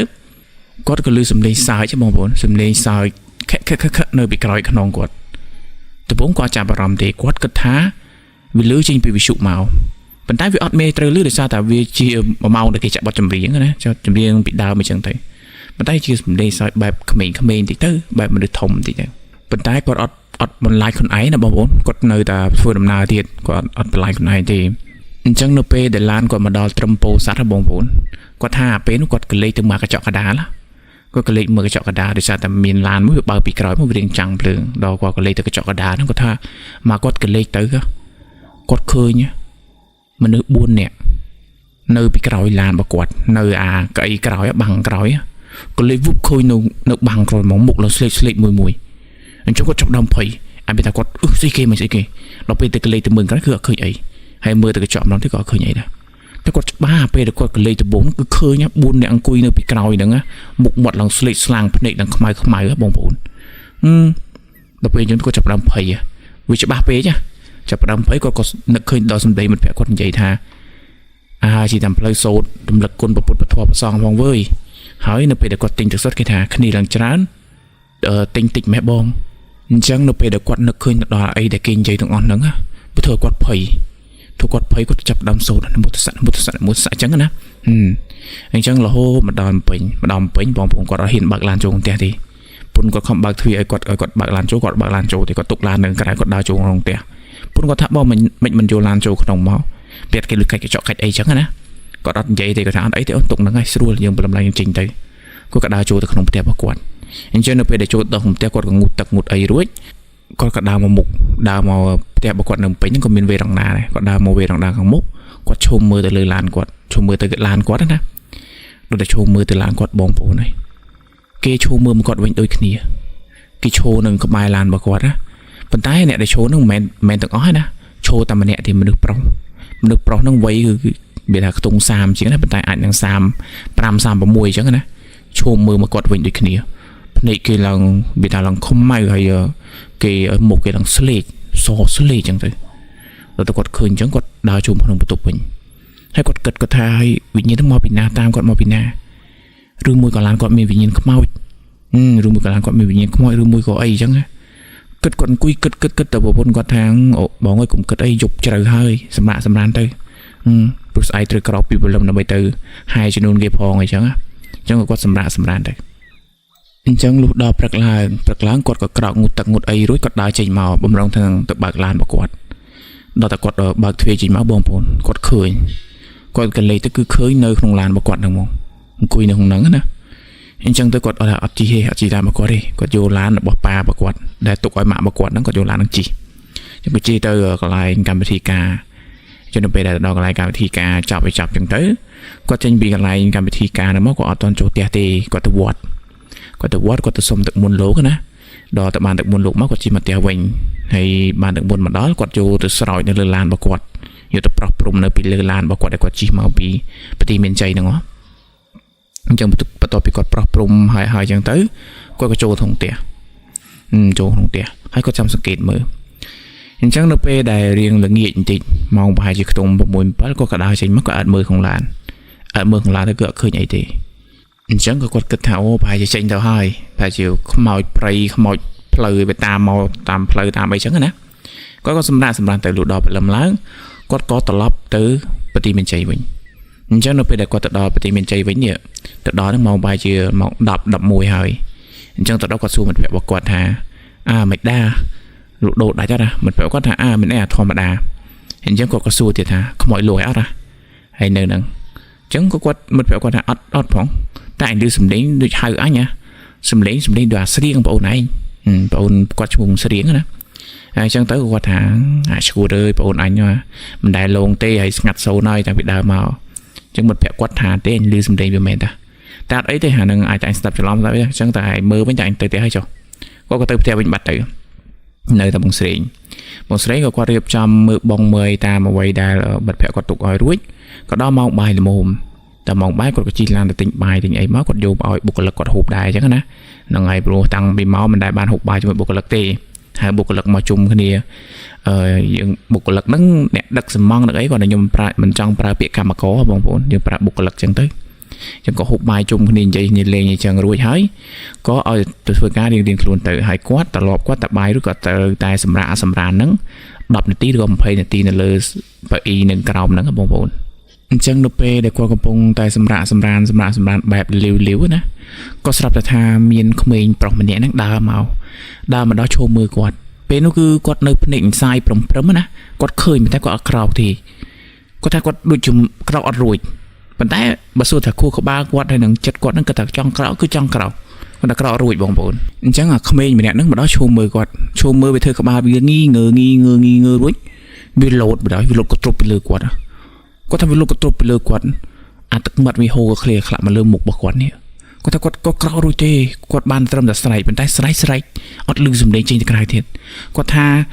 កូនចៅរបស់គាត់ឬក៏បុគ្គលិករបស់គាត់ដែលនៅក្បែរហ្នឹងបើសិនជាគាត់ស្រែកប៉ុណ្ណឹងក៏ឮហើយប៉ុន្តែគាត់ស្រែកអត់មានគេរត់ចូលមកអីសោះចឹងមានតែបាត់ឮមែនអត់ក្មេងនេះវាឡើងអង្គុយពីលើគាត់វាអុកចុះអុកឡើងណាដល់ពេលគាត់សັບតែគាត់នឹកឃើញទៅដល់គុណម្ដាយឪពុកគុណពុទ្ធវិធមប្រសងគាត់សូទៅក៏ស្រាប់តែថាក្មេងនេះវាដូចជាមានស្អីមកទាញវាទម្លាក់ពីលើខ្លួនគាត់វាថាអង្គុយមេទាញទម្លាក់ក្ដុកចឹងទៅហើយក៏ស្ងាត់ស្រៀបគាត់ស្ទុះក្រោកមកគាត់មានអារម្មណ៍ថាចុកនៅកន្លែងទ្រូងនេះដូចយើងបុកអីមួយចុកចឹងណាប៉ុន្តែនេះមិនមែនបុកអីទេគឺអាក្មេងខ្មោចនោះវាឡើងមកអុកពីលើគាត់ដល់ខ្ញុំក៏ក្រោកក៏ដើរមកក្រៅក៏សួរថាមិញមានតែគេលឺខ្ញុំហៅអត់ចឹងបុគ្គលិករបស់គាត់ឬក៏កម្មកររបស់គាត់ហ្នឹងក៏និយាយថាអត់មានលឺបងបែរការគេមែនគាត់ហ៊ាននិយាយទេគាត់ខ្លាចបុគ្គលិករបស់គាត់ហ្នឹងខ្លាចគាត់ក៏ដើរចូលមកក្នុងវិញបងប្អូនគាត់ឃើញវាឈោនឹងក្បែរកម្មចដាត្រឹមតែជាកូនខ្មោចបងប្អូនមេត្រូវខ្លាចវាគាត់ក៏ស្ទុះទៅទាញអាធូកយើងរួចគាត់សូត្រនមោទសៈគាត់តែពិតគាត់មិនមែនជាគ្រូមិនមែនជាអ្នកចេះទេប៉ុន្តែគាត់គិតថាធូកវាជាវត្ថុស័ក្តិសិទ្ធិអញ្ចឹងទៅអញ្ចឹងបើយើងសូត្រជាមួយនឹងធម៌ទៅយើងយកដេញវាយខ្មោចនោះវាអាចនឹងរត់ណាមែនទេគាត់គិតអញ្ចឹងគាត់ក៏យកបានគាត់អុចបានគាត់ដេញវាយប៉ុន្តែបងប្អូនគាត់ថាទៅដល់បាត់វិសូនមែនប៉ុន្តែគាត់វត្តនៅកន្លែងហ្នឹងវត្តយកអញ្ចឹងទៅប៉ុន្តែអត់មានត្រូវអត់មានលឺសំឡេងអីគឺអត់ទេគាត់ក៏បន្ទាប់ពីវត្តធូកនឹងហើយអញ្ចឹងទៅគាត់ដើរចេញមកវិញដើរចេញមកឈរនៅមុខណាអត់ហ៊ានអង្គុយនៅក្នុងតែឯងទេពេលនោះគាត់ដើរមកដល់ខាងមុខគាត់គិតគាត់ថាចុំអញដូចមនុស្សឈួតមិនទេយកធូកទៅវិវត្តជាមួយនឹងខ្មោចអីមិនគាត់ថាគាត់អញ្ចឹងគាត់មើលទៅខ្លួនឯងដូចមនុស្សឈួតអីមិនគាត់និយាយអញ្ចឹងប៉ុន្តែបានត្រឹមតែនិយាយអញ្ចឹងក៏កំពុងតែឈរនៅមុខហ្នឹងក៏ស្រាប់តែបុគ្គលិករបស់គាត់ម្នាក់មកដល់សួរថាបងអាខ្សាច់ហើយនឹងស៊ីម៉ងនេះយកទៅណាហើយកន្លែងហ្នឹងនៅតាណាអញ្ចឹងណាអញ្ចឹងគាត់អត់ហ៊ាននៅក្នុង office ទេនៅអាកន្លែងផ្ទះគាត់ទេគាត់ថាចាំទៅមួយបងអញ្ចឹងគាត់ក៏ឡើងអង្គុយនៅលើលំអហ្នឹងទៅហើយបុគ្គលិកគាត់ក៏បើកម៉ូតូចេញទៅអញ្ចឹងគាត់ប្រាប់ថាដាក់នៅត្នេះអញ្ចឹងណាបន្ទាប់ពីដាក់ស៊ីម៉ងដាក់អីហើយអញ្ចឹងទៅក៏ម្ចាស់ផ្ទះហ្នឹងគេហៅគាត់ឲ្យគិតលុយព្រោះគេអត់ហ៊ានជពាក់អីអញ្ចឹងណាគេគិតលុយគាត់ចូលទៅគិតលុយជាមួយគេទៅអស់ម៉ានរួច ก็อติชนម្នាក់នឹងសួរគាត់ថាបងខ្ញុំសុំសួរមួយបងបាយនៅផ្ទះហ្នឹងអត់ដែរជួបអីណាហើយចឹងពេលនោះកូនចៅគាត់មើលមុខគាត់ចឹងក៏ហ៊ាននិយាយថាជួបអីគាត់ថាអត់ដែរអីផងបងមិនបងមានកាយមែនមានរឿងអីមែនហើយចឹងទៅអតិជនម្នាក់ហ្នឹងនិយាយថាអត់អីទេបងគាត់សួរលេងក្រែងថាព្រោះខ្ញុំឃើញផ្ទះហ្នឹងគេទុកចោលយូរអញ្ចឹងទៅស្មានបាយទៅជួបអីចឹងណាអញ្ចឹងទៅក៏គាត់ឡើងលំមកមួយកូនចៅរបស់គាត់មកដល់ផ្ទះគាត់វិញអញ្ចឹងនៅពេលដែលគាត់ជីលំមកមួយកូនចៅរបស់គាត់នេះជីមិនជីកាត់ពីផ្ទះរបស់គាត់ជីហួសផ្ទះរបស់គាត់បន្តិចបានបត់លំមកហ្នឹងចូលទៅកន្លែងដែលដាក់គ្រួដាក់ស៊ីម៉ង់ដាក់ខ្សាច់ដាក់អីហ្នឹងអញ្ចឹងគាត់លំមកហ្នឹងបកកាត់ពីមុខគាត់ថាគាត់មើលទៅក្នុងផ្ទះរបស់គាត់គាត់ឃើញមកគ្រួសារគេហ្នឹងហ្មងអាចតែគាត់ឃើញក្នុងឡានលើកមុននោះគេនាំគ្នាឈោនៅអាកន្លែងក្បែរនឹងចដាហ្នឹងឈោនៅពីមុខកន្លែងជំនាញផ្ទះរបស់គាត់ហ្នឹងគឺឈោនៅនឹងមើលមកកាន់គាត់នៅខាងក្រៅនេះមើលមកកាន់គាត់នៅខាងក្រៅនៅពេលគាត់លោតចុះពីលើម៉ូតូលោតចុះពីលើលំមកហ្នឹងបានគាត់រត់មកមើលណាប៉ុន្តែគាត់អត់មានរត់ចូលក្នុងផ្ទះណាគាត់រត់មកអើតមើលតាមទ្វារណាបងប្អូនធ្វើដូចក្មេងលេងបិទពួនអញ្ចឹងណាអើតមើលទៅអត់ឃើញអីទេអូបងប្អូនខ្ញុំភ្លេចអាននិយាយខាងក្រោយក្នុងមុនតិចពេលដែលគាត់ធ្វើដំណើរពីភ្នំពេញមកវាថាមកពីទីមានជ័យវិញណាពេលនោះគាត់មិនធ្វើដំណើរចេញពីព្រលឹមមកបងប្អូនគាត់ថាធ្វើដំណើរតាមផ្លូវមកគាត់ថាឡានគាត់ធ្ងន់ក្រោយប៉ុន្តែមិនធ្ងន់នៅអាកន្លែងក្អេងអង្គុយក្រោយគាត់ថាធ្ងន់នឹងគូតក្រោយគាត់ថាដូចយើងយកដូចអាឡានយើងបើកគូតក្រោយយើងដាក់អីវ៉ាន់ឲ្យវាធ្ងន់ជីចឹងណាវារឿងតែហើបមុខបងប្អូនហើយគាត់លឺសំឡេងពេលដែលគាត់ឈោនំជ័យគាត់លឺសំឡេងនិយាយគ្នានៅខាងក្រោយគូតឡានរបស់គាត់ហើយពេលដែលគាត់ចូលទៅក្នុងឡានវិញលឺសំឡេងតែប៉ុន្តែលឺបែបគេនិយាយគ្នានៅក្រៅយើងលឺនៅខាងក្នុងលឺលបងប្អូនអាហ្នឹងអីដែលគាត់លឺខ្ញុំភ្លេចនិយាយអាកន្លែងហ្នឹងអញ្ចឹងបងប្អូនប្រកាសជាបើសិនជាខ្ញុំអត់បាននិយាយហ្នឹងទេបងប្អូនប្រកាសជាឆ្ងល់ថាពេលដែលគាត់ស្រោចទឹកមុននៅលើឡានរបស់គាត់ហ្នឹងគាត់ថាបាត់ហើយចុះមិនក៏ខ្មោចនឹងតាមដល់ផ្ទះទៀតអញ្ចឹងអាចខ្មោចនឹងវាអង្គុយនៅគូតឡានក្រោយឬក៏អង្គុយលើតបូឡានហ្នឹងខ្ញុំអត់ដឹងទេអញ្ចឹងអានេះអីដែលខ្ញុំភ្លេចនិយាយប្រាប់មិញណាអញ្ចឹងនៅពេលនោះគាត់ក៏ស្ទុះទៅចូលទៅក្នុងផ្ទះរបស់គាត់យកធូបបានអុចនៅកន្លែងជំនាញផ្ទះតែជំនាញផ្ទះអើយខ្មោចមកពីណាមកចូលក្នុងផ្ទះខ្ញុំមិនដឹងទេខ្ញុំជំនាញផ្ទះជួយបដិញចេញផងអញ្ចឹងគាត់ខ្លាចគាត់អត់ដឹងថាត្រូវធ្វើអីបើសិនជានៅពេញគាត់ចេះតែរោគ្រូអីគាត់ស្គាល់គ្រូធ្វើអីច្រើនអញ្ចឹងណាប៉ុន្តែនៅនេះគាត់ដឹងអញ្ចឹងទៅបន្ទាប់ពីអុចធូបអីហើយគាត់ដើរចេញទៅក្រៅបងប្អូនហើយគាត់ដើរចេញទៅក្រៅគាត់ដើរហួសពីផ្ទះរបស់គាត់បន្តិចអាទ្វាររុញណាបងប្អូនតែឃើញទ្វារពីដើមមកទ្វារយើងរុញទ្វារដែកគេប្រើទ្វារដែកហ្នឹងគាត់ដើរហួសពីផ្ទះបន្តិចលឺអាទ្វារនឹងរុញមកដល់គ្រូតគាត់ងាកមើលបងប្អូនបិទទ្វារទាំងដែរបើសិនជាទ្វារឈើទ្វារអីដែលវាភីងភុងអញ្ចឹងទៅអាហ្នឹងវាស្គាល់គួរថាខ្យល់វាបក់មកបិទប៉ុន្តែនេះទ្វារដែកទ្វាររុញណាមិនអាទ្វារលបងយើងរុញណាបងប្អូនពីដើមធ្លាប់ឃើញអាទ្វារដែកគេរុញបិទទ្វារផ្ទះហ្នឹងគឺអាទ្វារអញ្ចឹងហើយនេះរុញបិទគាត់ចាប់ដើមព្រឺខ្ញាក់បងប្អូនព្រឺខ្ញាក់ក៏ស្រាប់តែថាធូបការធ្លាក់អំពីជន់ទី1មកប្រើក្បែរនឹងជើងរបស់គាត់ធូបការដែលគាត់ដាក់នៅនឹងជន់ទី1ហ្នឹងហើយមិនមែនដាក់នៅប្រកាន់ដៃណាវេរងណាជាទូទៅវាតែងតែមានចម្រឹងធ្វើពីឈើឬក៏ធ្វើពីថ្មឬក៏ធ្វើពីដែកអីចឹងទៅអញ្ចឹងវាមានប្រហោងទុយអញ្ចឹងណាអញ្ចឹងអាធូបការហ្នឹងវាប្រប៉ិនបាតដៃឯងធូបការហ្នឹងហើយគាត់ដាក់នៅហ្នឹងគាត់ដាំប្រទាលកទុយកពើណាធ្លាក់មកបងប្អូនវាអត់សមទេមែនទេបើសិនជាយើងដាក់នៅប្រកាន់ដៃអាហ្នឹងសមតែវាអង្គីអង្គើបោះបើកខ្យល់បក់អីទៅវាធ្លាក់មកត្រូវក្បាលយើងអីចឹងទៅប៉ុន្តែនេះអត់ទេធ្លាក់មកប៉ុន្តែសំណាងអត់ត្រូវក្បាលគាត់បងប្អូនហើយអាចតែគាត់ឈោមមកជ្រុងហ្នឹងមកជ្រុងហ្នឹងវាថាវារុញមកអត់កើតណាអញ្ចឹងវារុញមកចំហៀងទៀតអញ្ចឹងទៅវាធ្លាក់មកវាឆាស់នឹងត្រូវខ្លួនគាត់ដែរអញ្ចឹងដល់អញ្ចឹងបងប្អូនក៏ធ្វើមិនអត់គាត់រត់ណាហើយកូនចៅរបស់គាត់ហ្នឹងកំពុងតំណងគ្នាអង្គុយវាថាអត់ទាន់មានមេអត់ទាន់ប្រើទៅដឹកតាណាទៅណីទៀតគេកំពុងអង្គុយជំនុំនេះគាត់ទៅដល់អង្គុយនៅក្បែរគេហើយក៏ធ្វើមុខស្លេកស្លាំងអញ្ចឹងកូនចៅក៏សួរថាបងកាត់អីគេបងមេកាត់អីគេអញ្ចឹងទៅគាត់ថាអត់អីអញ្ចឹងកូនចៅគាត់មើលឃើញទឹកមុខគាត់ហ្នឹងវាថាភ័យហើយស្លេកស្លាំងអញ្ចឹងណាអញ្ចឹងទៅក៏កំពុងតែអង្គុយហ្នឹងក៏ស្រាប់តែថាមិត្តភក្តិរបស់គាត់ហ្នឹងដើរមកលឺមិត្តភក្តិគាត់ហ្នឹងល្អថាហេអាណាគេធ្វើធ្លាក់បែកធូបបែកអប់រំបោះចេញហ៎មើលឡើងរីប៉ាយវិញទៅហ្នឹងแล้วគាត់ទៅគោះទ្វារទៅវាថាដូចជាអត់មានលឺបើកទ្វារអីគាត់ដើរមកអញ្ចឹងណាដល់ពេលតែដើរមកគាត់ឃើញបងស្រីនេះកំពុងតែអង្គុយ គាត់ក៏ស្រែកថាចុះបិទទ្វារទៅអីអាលក់ដូរហ៎ចឹងទៅមកស្រីថាលក់តាគាត់ថាអញបិទខ្យល់មិញវាដីហុយដីចូលហើយក៏ចំនួននោះផ្លូវនៅវាអត់ទាន់សូវស្អាតបងប្អូនមានដីក្រហមមានដីហុយចឹងទៅខ្យល់របស់មកវូហ្នឹងគឺដីចូលពេញតែក្នុងផ្ទះក្នុងអីណាគាត់ក៏ថាគាត់បិទសិនអញ្ចឹងក៏សួរតែ100គេមិត្តភក្តិរបស់គាត់ហ្នឹងថាអញរងនាំឯងទៅវត្តជាមួយអញទៅស្រោចទឹកអញមួយរយៈនេះមានអារម្មណ៍ថាខ្មោចលងដល់ហើយមិត្តភក្តិគាត់និយាយអញ្ចឹងដល់អញ្ចឹងគាត់ថាតោះអញទៅដែរអញ្ចឹងក៏ទៅទាំងពីរអ្នកទៅស្រោចទឹកស្រោចអីហើយពេលដែលស្រោចទឹករួចគាត់ក៏ឆ្លៀតសួរទៅកាន់លោកបងប្អូនគាត់សួរថាបដិជគុណហើយខ្ញុំកណានេះប្រហែលថ្ងៃនេះចេះតែជួបនៅរឿងមិនល្អអញ្ចឹងណាជួបវិញ្ញាណអមនុស្សអីអញ្ចឹងទៅហើយមិញហ្នឹងក៏មានប៊ីសានមានគ្រោះប៊ីនឹងធូបការធ្លាក់ត្រូវអញ្ចឹងណាគាត់ទីប្រាប់អញ្ចឹងទៅក៏ប្រសងលោកវាថាលោកគុណគូមើលទៅលោកថាញោមហើយតាមពិតទៅយើងទៅនៅកន្លែងរបស់គេយើងគួរតែនឹកឃើញដល់ម្ចាស់របស់គេម្ចាស់កន្លែងរបស់គេយើងគួរតែធ្វើបុណ្យឧទ្ទិសកុសលឲ្យគេគួរតែនិយាយប្រាប់គេព្រោះវិញ្ញាណទាំងអស់នោះគឺសុទ្ធតែជាអ្នកដែលខ្វះបុណ្យខ្វះកុសលគេត្រូវការបុណ្យត្រូវការកុសលដើម្បីទៅចាប់ជាតិចាប់កំណើតចាប់ភពថ្មីគេដំបូងគេឲ្យញោមឃើញធម្មតាតែញោមអត់បានគិតគូរដល់គេហើយបែរជាប្រមាថមើលងាយគេអញ្ចឹងញោមគួរតែគិតឡើងវិញញោមឧស្សាហ៍ដាក់បុណ្យធ្វើបុណ្យដាក់ទានឧទ្ទិសកុសលដល់ពួកគេទៅអញ្ចឹងថ្ងៃមុខទៅច្បាស់ជាមិនអីទេប្រសងលោកមានសន្តិការអញ្ចឹងគាត់ធ្វើឲ្យគាត់ចម្ងល់ព្រោះគាត់អត់ដឹងសាច់រឿងផ្ទះហ្នឹងថាវាមិនទេ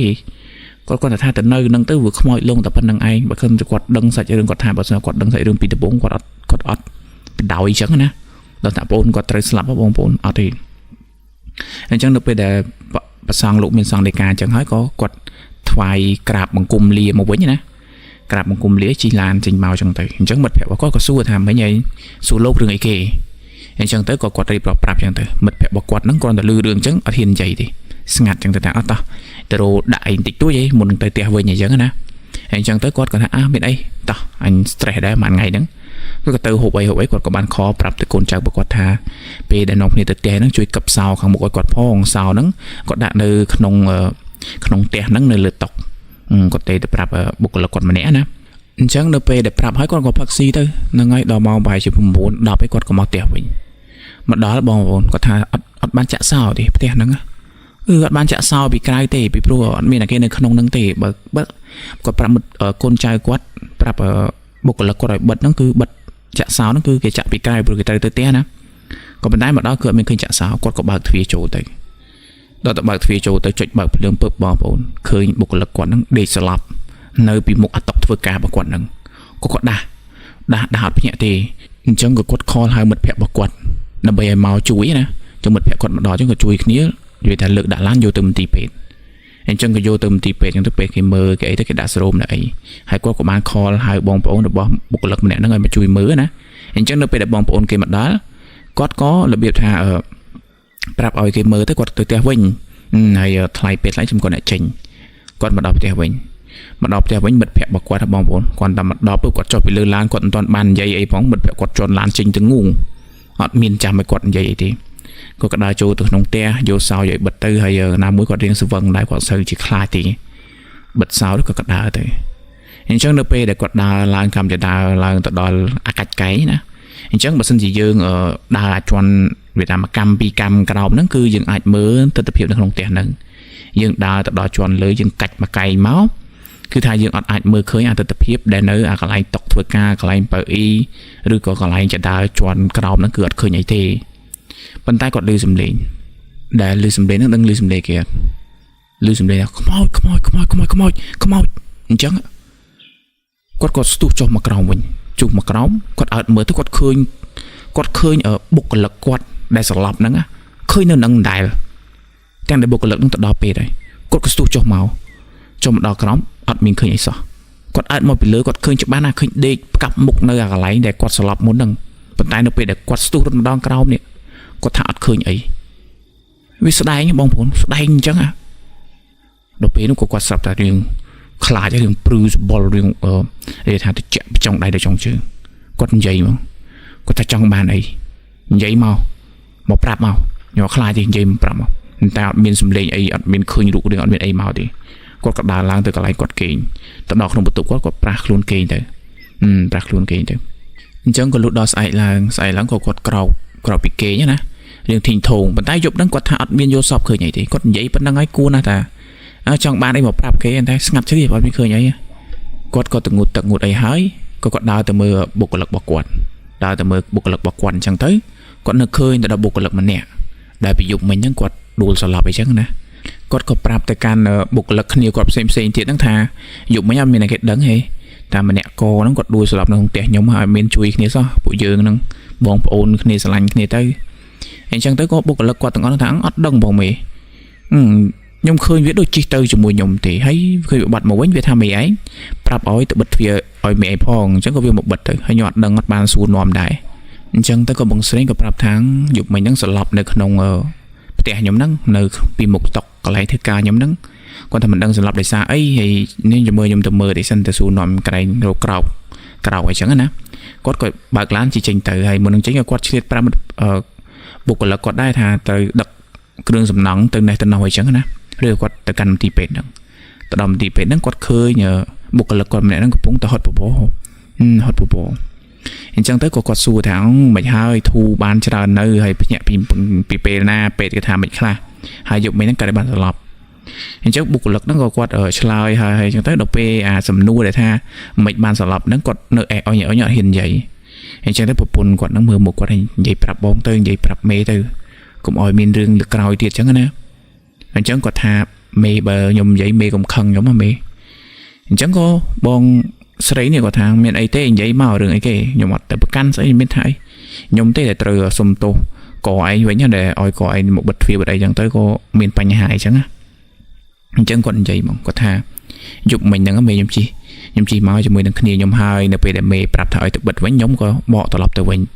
អញ្ចឹងនៅពេលដែលខ្ញុំបើកទ្វារចូលទៅនេះខ្ញុំឃើញមនុស្សប្រុសម្នាក់ហ្នឹងរូបរាងស្តៀងនឹងមេឯងឃើញដើរទៅខាងក្រោយផ្ទះបាយហ្នឹងអញ្ចឹងអាកន្លែងផ្ទះបាយហ្នឹងវាមានជាងមួយហើយចដើអញ្ចឹងគឺខាងគ្នាអញ្ចឹងគឺដើរចូលទៅយើងមើលអត់ឃើញទេអញ្ចឹងក៏ខ្ញុំស្មានតែមេឯងខ្ញុំក៏ស្ទុះចូលទៅថាសួរនាំថាមេមិនក៏ឲ្យខ្ញុំមកបិទទ្វារទៀតបើមេឯងនៅនឹងហើយដល់ពេលទៅដើរទៅដងក្រោយហ្នឹងអ្វីដែលគាត់ឃើញហ្នឹងគឺបងស្រេងហ្នឹងណា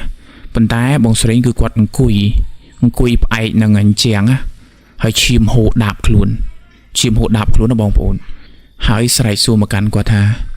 ហើយចូលមកធ្វើអីហើយចូលមកប្លន់អញមែនហើយចូលមកលួចអញមែនដល់គាត់ឃើញអញ្ចឹងបងប្អូនគាត់ក៏ស្ទុះរត់មកខាងមុខណាគាត់ស្មានតែបងស្រេងគាត់ប្រុងថារត់មកហ្នឹងមកហៅគេជួយប៉ុន្តែគាត់ថាពេលដែលគាត់រត់មកនេះគាត់ថាស្លាស់ឡើងជ្រេញគាត់រត់តែគាត់មិនដឹងតែតាក់ជើងនឹងអីដួលមកគាត់ស្លាប់តែគាត់ដឹងអីទៀតទេអាហ្នឹងជាអីដែលគាត់ឃើញអញ្ចឹងបងស្រេងក៏គាត់ថាអារឿងផ្ទះខ្ញុំនេះមិនមែនតែខ្ញុំទេប្អូនខ្ញុំមុននឹងវាស្លាប់ក៏វាទេមកប្រាប់ខ្ញុំដែរថាខ្មោចលងវាប៉ុន្តែខ្ញុំវាមិនជឿដល់ខ្ញុំមិននៅខ្ញុំឧស្សាហ៍ឃើញឧស្សាហ៍លឺដែរប៉ុន្តែក៏មិនធ្វើឲ្យខ្លាំងដូចកឯងដែរណាគាត់ថាឃើញបែបជាលក្ខណៈឲ្យគេយើងឃើញជារូបរាងមនុស្សអីចឹងទៅមិនដល់ថ្នាក់ឲ្យឃើញឈាមឃើញអីឲ្យលហេមលហាមអីចឹងទេអញ្ចឹងក៏គាត់សួរថាកឯងមានដែលដឹងប្រវត្តិផ្ទះនឹងអត់អញ្ចឹងទៅក៏បងកនោះគាត់ថាខ្ញុំអត់ដឹងទេមេសួរប្រពន្ធគាត់អត់ដឹងដូចគ្នាហើយអ្នកសិទ្ធិអ្នកបតិបញ្ចៃអញ្ចឹងសាច់រឿងហ្នឹងតើតែចាស់ជំនាន់កៅជាងហើយមិនដឹងត្រឹម2005ហ្នឹងអាចនឹងមានគេដឹងដែរណាព្រោះពេលខ្លះទៅគេប្រាប់តគ្នាអញ្ចឹងទៅប៉ុន្តែក៏មានអ្នកដឹងអ្នកអត់ដឹងអញ្ចឹងក៏គាត់សួរទៅកាន់ពេទ្យទៅពេទ្យអស់ម៉ានគាត់ឲ្យលុយទៅពេទ្យទៅគាត់ប្រាប់ថាបើជាឲ្យសម្រាប់នៅផ្ទះមួយថ្ងៃពីរថ្ងៃសិនទៅចាំទៅធ្វើការគាត់ក៏ជិះឡានត្រឡប់មកផ្ទះគាត់វិញប៉ុន្តែនៅពេលដែលមកតាមផ្លូវគាត់មកដល់ឡានម្ដុំយើងផ្សារចកាគោណាហ្នឹងហើយគាត់ក៏ចុះទៅទិញផ្លែឈើទិញឲ្យបានយកមកដែរយកមកដល់គាត់ដាក់រៀបសែននៅកន្លែងជានាងផ្ទះហ្នឹងរៀបចំរៀបអីហើយគាត់អុចធួយអីទៅគាត់និយាយថាឥឡូវចេះកុំលោមិនឡាចអីទៀតយប់មិញហ្នឹងខ្ញុំនិយាយអាចថាខ្ញុំអត់មានអីសែនឲ្យឥឡូវខ្ញុំសែនឲ្យហើយឥឡូវត្រូវការអីចង់បានអីប្រាប់ខ្ញុំមកត្រូវការបុណ្យកុសលត្រូវការសំណែនត្រូវការអីក៏ប្រាប់មកខ្ញុំធ្វើបានខ្ញុំធ្វើជូនធ្វើអីចឹងទៅអញ្ចឹងបើគាត់អុចចឹងហើយគាត់ក៏ចេញមកក្រៅនេះមកអង្គុយនិយាយលេងជាមួយនឹងកូនចៅបុគ្គលិករបស់គាត់អីចឹងទៅរហូតដល់ល្ងាច ก็មិត្តភ័ក្តិរបស់គាត់ហ្នឹងក៏មកហៅគាត់ទៅផឹកទៀតហើយមិត្តភ័ក្តិរបស់គាត់ហ្នឹងបកកែប្រហែលមិត្តភ័ក្តិខ្ញុំដែរតែងាកឡើងហៅផឹកហើយអញ្ចឹងទៅក៏គាត់ទៅណាមួយគាត់មាន stress ដែរបងប្អូនយើងទោះបីជាចង់ឬក៏មិនចង់ក៏ដោយគឺថាយើងមានថាបើ stress ខ្លាំងគឺយើងទៅបងប្អូនមែនទេសូម្បីតែខ្ញុំឥឡូវខ្ញុំផ្អាកច្រើនព្រោះខ្ញុំវាអត់សូវ stress ណាតែបើសិនជាថ្ងៃណាអញ្ចឹងទៅរឿង stress ដែរហ្នឹងមិនគេបួលគេមុនដូចគ្នាហ្នឹងយើងដាក់មកល្មមមកអាចគេងលក់ស្រួលអីចឹងណាបងប្អូនអញ្ចឹងបងស្រីក៏គាត់ទៅជាមួយនឹងមិត្តភក្តិរបស់គាត់យើងទៅដល់ក៏យើងហូបអីជុំគ្នាអញ្ចឹងណានិយាយលេងអញ្ចឹងទៅក៏ស្រាប់តែពេលនោះមិត្តភក្តិរបស់បងស្រីហ្នឹងគាត់ហៅគ្នាគាត់មកប្រហែលអ្នកទៀតអញ្ចឹងណាអញ្ចឹងមកដល់អញ្ចឹងទៅក៏សួរបងស្រីបងប្អូនថាបងបងឯងនៅផ្ទះដែលគេថាមានខ្មោចអីហ្នឹងមែនអីចឹងណាសួរនាំអញ្ចឹងទៅអញ្ចឹងបងស្រីហ្នឹងមិនក៏ពួកគាត់ដឹងហើយអញ្ចឹងទៅក៏មិត្តភក្តិរបស់គាត់ហ្នឹងក៏និយាយថាមិនដឹងមិនបងបើនៅនេះណាគេក៏ដឹងដែរផ្ទះហ្នឹងអញ្ចឹងបងស្រីគាត់មើលទៅមុខមិត្តភក្តិគាត់ថាចំអីអញអោយឯងទិញផ្ទះហ្នឹងអញអោយស៊ើបមើលឲ្យថាផ្ទះហ្នឹងអត់អីទេមិត្តភក្តិគាត់បងប្អូនធ្លាក់ទឹកមុខក្ដុកហ្មងនិយាយមកកាន់គាត់ថាអញសុំតោះអាម៉ាអើយពេលហ្នឹងគេឲ្យកងចុងអញច្រើនដែរឲ្យថ្លៃទឹកតែអញច្រើនដែរអញ្ចឹងក៏អញឲ្យឯងទិញទៅអញគិតថាវាមិនអីវារឿងយូរឆ្នាំដែរហើយ7 8ឆ្នាំហើយតែមិនដឹកស្មានថាវាអញ្ចឹងអញសុំទោសនិយាយអញ្ចឹងក៏គាត់សួរថារឿងអីមានរឿងអីកាត់ឡើងអញ្ចឹងណាអញ្ចឹងមិត្តភក្តិរបស់គាត់ក៏និយាយប្រាប់ថាកាលពីដើមឡើយនៅផ្ទះហ្នឹងគឺមានគ្រួសារមួយគ្រួសារគាត់រស់នៅផ្ទះហ្នឹងគ្រួសារហ្នឹងគេខ្សែចិនណាគេមានលក់អីជាចាប់ហួយលក់ជារបៀបជាថ្នាំចិនខ្សែអីចឹងគ្រឿងទេសគ្រឿងអីចឹងទៅអញ្ចឹងក៏ថ្ងៃមួយនោះមានចៅមកក្រុមវាមកប្លន់ណាផ្ទះណាដែលបិទទាន់ក៏ទាន់ដល់ពេលផ្ទះណាបិទមិនទាន់ក៏វាថាវាចូលទៅប្លន់ហើយផ្ទះហ្នឹងគឺតាមពិតទៅបំរងរបស់ចៅហ្នឹងគឺវាមកប្លន់ផ្ទះហ្នឹងហ្មងដោយសារតែផ្ទះហ្នឹងគឺជាផ្ទះរបស់ចិនដែលលក់នៅគ្រឿងទេសលក់នៅអីផ្សេងអញ្ចឹងទៅដែលថ្នាំចិនតាមអីដែលលក់ដាច់អញ្ចឹងណាអញ្ចឹងគឺវាមកប្លន់ដល់ពេលវាចូលមកគឺវាបាញ់សម្លាប់បងប្អូនវាបាញ់សម្លាប់ប្តីហ្នឹងគឺស្លាប់នៅកន្លែងផ្ទះបាយហើយប្រពន្ធនិងកូនហើយនឹងម្ដាយម្នាក់ហ្នឹងគឺស្លាប់នៅជាន់ខាងលើអញ្ចឹងក៏វាប្លន់យកមាសយកអស់អញ្ចឹងរួចក៏វាដកនេះចេញទៅវិញអស់ទៅ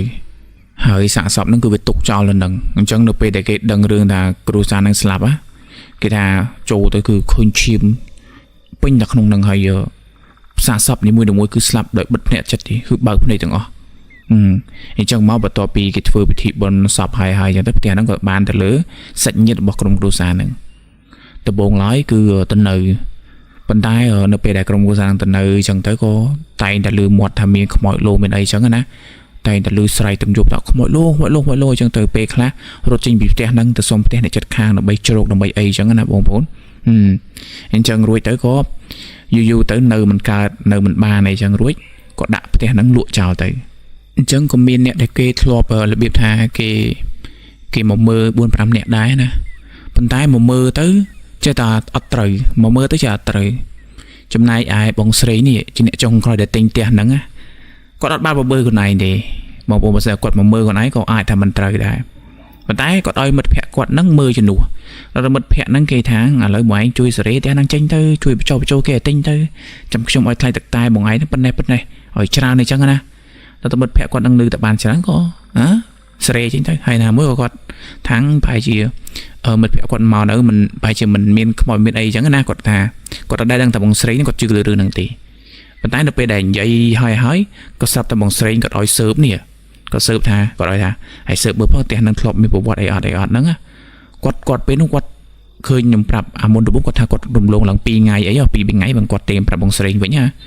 ថាផ្ទះហ្នឹងវាអត់អីទេអញ្ចឹងណាពេលនោះគាត់គិតគាត់ដេកគិតក៏គិតថា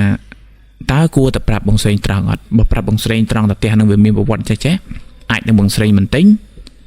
អាចនឹងធ្វើឲ្យគាត់បាត់បង់អាថ្លៃទឹកតែហ្នឹងក៏ប៉ុន្តែបើសិនជាគាត់យកថ្លៃទឹកតែហ្នឹងគាត់ដូចជាធ្វើបាបមិត្តភក្តិរបស់គាត់ឲ្យមកនៅផ្ទះដែលមានខ្មោចលងអីចឹងណាគិតចុះគិតឡើងក៏គាត់គិតថាបើវាទិញហ្នឹងក៏វាមិនមកនៅហ្នឹងដែរវាបែរជាជួលគេឲ្យមើលអីចឹងណាបែរជាមិនអីទេឲ្យវាទិញទៅហើយបងស្រីនឹងទិញណាដល់មានណាស្រាប់តែបងស្រីប្អូនគាត់មកក៏ស្លាប់អញ្ចឹងនៅពេលដែលគាត់ដឹងថាប្អូនបងស្រីស្លាប់នេះគាត់ហ៊ាននិយាយរឿងនឹងប្រាប់បងស្រីទេគាត់ខ្លាចបងស្រីនឹងខឹងគាត់សុកចិត្តទុកឲ្យយូរសិនទៅអញ្ចឹងរំលងមកបានមួយឆ្នាំជាងនេះបានអាពេលនេះបានគាត់ដឹងណា អញ្ចឹងទៅក៏បងស្រីគាត់ខឹងមែនតើគាត់ថាចុះហើយដើម្បីលុយប៉ុណ្ណឹងហើយសុខចិត្តហើយឃើញអញស្លាប់ណាគេប្អូនរបស់អញប៉ារបស់អញក៏អាចនឹងជាអត្តពលពីកន្លែងហ្នឹងដែរហើយសូម្បីតែអញក៏ត្រូវគេលងត្រូវគេអីហើយគិតមើលអញ្ចឹងមិត្តភក្តិរបស់គាត់ហ្នឹងក៏សុំទោសអីចឹងណាប្រាប់ថាធ្វើមិនទេពុំហើយឥឡូវបើយើងចូលចិត្តទិញហើយចូលចិត្តទិញហើយដល់ពេលចាំមើលស្រីថាអត់អីទេតែចាំមើលស្អែកជួយអញមួយផ្លេតអញចង់ធ្វើបុណ្យណាធ្វើបុណ្យនៅផ្ទះហ្នឹងណាទិកសលឲ្យបាំងស្គូបាំងអីចឹងណាចឹងក៏មិត្តភក្តិគាត់ថាមានអីអញជួយណែនាំខុសហើយខុសប៉ុណ្ណេះហើយឥឡូវឲ្យពឹងអញប្រាញ់ធ្វើក៏អញធ្វើដែរអញ្ចឹងនៅពេលដែលផឹកស៊ីរហូតដល់យប់ជ្រៅគាត់ក៏ត្រឡប់មកផ្ទះវិញអញ្ចឹងនៅពេលដែលគាត់មកដល់ផ្ទះបងប្អូនគាត់ក៏ចាក់សោចាក់អីចូលរួចគាត់យកឡានរបស់គាត់ទៅទុកហើយគាត់ដើរចូលក្នុងផ្ទះបិទទ្វារបិទអីវិញណាអញ្ចឹងនៅពេលដែលដើរចូលមកក្នុងផ្ទះនេះគាត់ធំក្លិនឆ្អាបឈាមមែនតើនៅពេលដែលធំក្លិនឆ្អាបឈាមគាត់ដឹងហើយថាមានរឿងអីប៉ុន្តែគាត់តាំងចិត្តអត់ខ្លាចទេអញ្ចឹងគាត់ក៏ដើរឡើងដើរទៅឡើងបានប្រហែលជា 4-5 កាំគាត់ឮសំឡេងទឹកហ្នឹងវាតក់អញ្ចឹងណាដល់ទៅឮសំឡេងទឹកតក់អញ្ចឹងទៅគាត់គិតថាប្រហែលជាបានបើកអីប្រហែលជាបិទទឹកអត់ចិត្តអីអញ្ចឹងទៅអញ្ចឹងដើម្បីសំចៃគឺយើងទៅបិទទឹកអញ្ចឹងនៅពេលដែលគាត់ដើរទៅបិទទឹកបងប្អូនវាមិនមែនជាទឹកទេគាត់ឃើញសាកសពបរោះម្នាក់ហ្នឹងដេកនៅលើអាតុកហូបបាយបងប្អូនហើយឈាមហ្នឹងវាហូរតក់ធ្លាក់នឹងក្រោណាប៉ុន្តែគាត់និយាយបែរហើយគាត់អត់ខ្លាចគាត់និយាយគាត់រៀងសវឹងដែរគាត់និយាយថាមិនបាច់បន្លាចមិនបាច់លងបន្លាចខ្ញុំទេមិនបាច់ឲ្យខ្ញុំឃើញទេស្អែកហ្នឹងគឺខ្ញុំនឹងធ្វើពិធីបុណ្យឲ្យហើយខ្ញុំដឹងតែត្រូវការអីហើយខ្ញុំដឹងតែចង់បានអីហើយគាត់និយាយចឹងទៅគាត់ដើរឡើងទៅលើគេងលក់ទៅគេងលក់ចឹងយប់ហ្នឹងគាត់យល់សពថាក្រុមគ្រួសារហ្នឹងគេមកឈោនឹងក្បែរគាត់គេថាគេចង់ទៅចាប់ជាតិចង់ទៅចាប់កំណើតជាថ្មីគេខ្វះបុណ្យខ្វះកុសលអីចឹងណាហើយអាគេនិយាយស្រួលហ្នឹងអត់ធ្វើឯងណាមកប្រាប់គេទេអាដល់តែពេលស្អែកហ្នឹងគេកម្រងគេនឹងធ្វើមិនធ្វើឯងណាមកនិយាយប្រាប់គេថាអូខ្ញុំត្រូវការបុណ្យត្រូវការកុសលហើយចុះអាដំបងមិនប្រកាច់ប្រាប់គេមកលងគេរកលបល់យកអីចឹងណាកម្មហើយអញ្ចឹងទៅក៏ព្រលឹមឡើងបងប្អូនព្រលឹមឡើងគាត់ក៏ធ្វើដំណើរទៅផ្ទះមិត្តភក្តិរបស់គាត់ដោយគាត់ទៅពឹងណាពឹងម្ដាយរបស់មិត្តភក្តិរបស់គាត់ហ្នឹងឲ្យជួយធ្វើអីចឹងទៅព្រោះគាត់ចេះធ្វើម៉ូបធ្វើអីទេហើយក៏ម្ដាយរបស់មិត្តភក្តិគាត់ហ្នឹងក៏គាត់ទៅផ្សារទិញម្ហូបទេយកមកធ្វើឲ្យរួចទៅក៏ឲ្យបងស្រីនិងមិត្តភក្តិគាត់ទៅនិមន្តព្រះសង្ឃមកដល់ក៏មកធ្វើ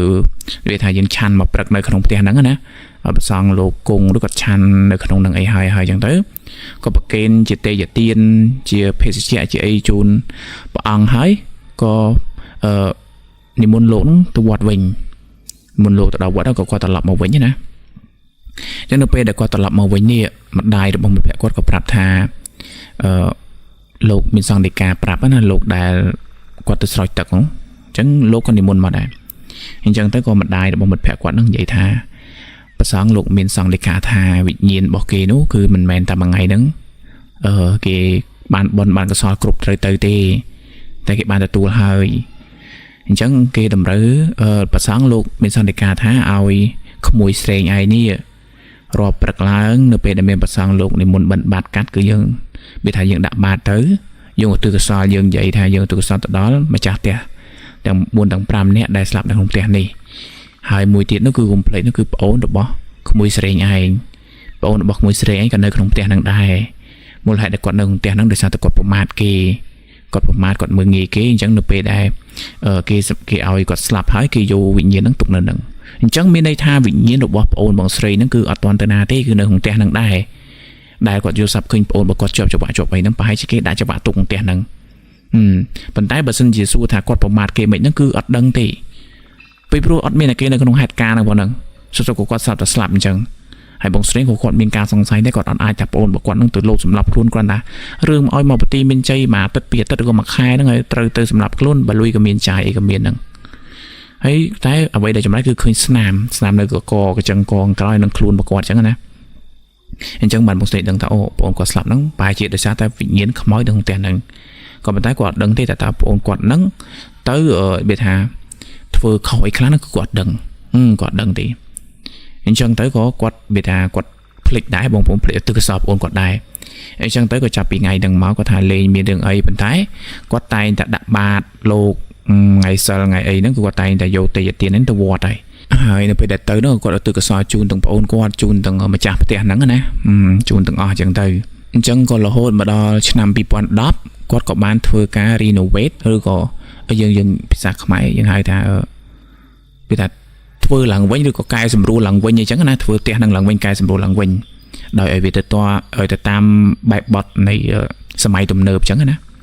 អញ្ចឹងនៅពេលដែលឲ្យខាងវិស្វករគេមកមើលគេមកប៉ាន់ប្រមាណទៅគេថាអត់អាចធ្វើវាថាអត់អាចវាថាយើងអត់អាចវាយចោលខ្លះធ្វើបន្ថែមខ្លះអត់កើតទេបើធ្វើទៅវាយចោលធ្វើថ្មីពីព្រោះ